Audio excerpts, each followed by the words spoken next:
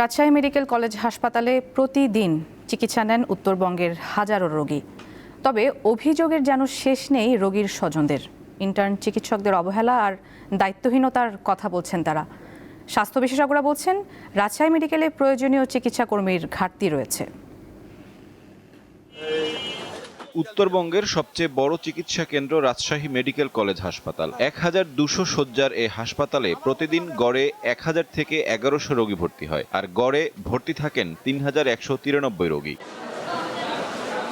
বর্তমানে হাসপাতালে ডাক্তার আছেন 170 জন, নার্স 1200 জন আর ইন্টার্ন চিকিৎসক 230 জন। এই জনবল দিয়ে এত রোগীকে চিকিৎসা দেওয়া কঠিন বলে দাবি সংশ্লিষ্টদের। এই 1200 শয্যার বিপরীতে 500 শয্যার যে অনুমোদিত জনবল এবং অবকাঠামো, সেখানে প্রতিদিন রোগী ভর্তি থাকে প্রায় 3500, অর্থাৎ আমাদের শয্যা সংখ্যার প্রায় 3 থেকে 3.5 গুণ।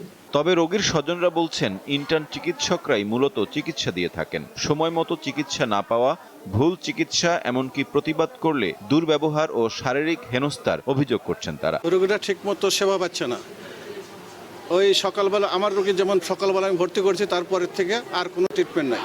কারণ রোগীটার এখন ট্রিটমেন্ট দরকার, যদি তাৎক্ষণিক ট্রিটমেন্ট না পায় সে তো মারাও যেতে পারে। আসলে একটা ডাক্তার থাকলে যতটা ট্রিটমেন্ট পেতাম, একটা ইন্টার্নের ডাক্তারের ততটা ট্রিটমেন্ট আমরা পাচ্ছি না।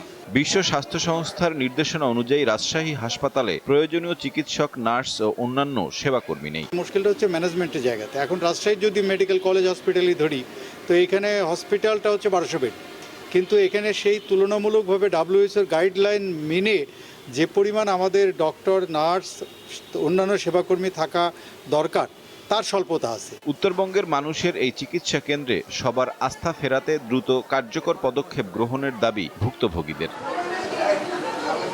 সাইফুর রহমান শিশির, দীপ্ত বার্তা কক্ষ।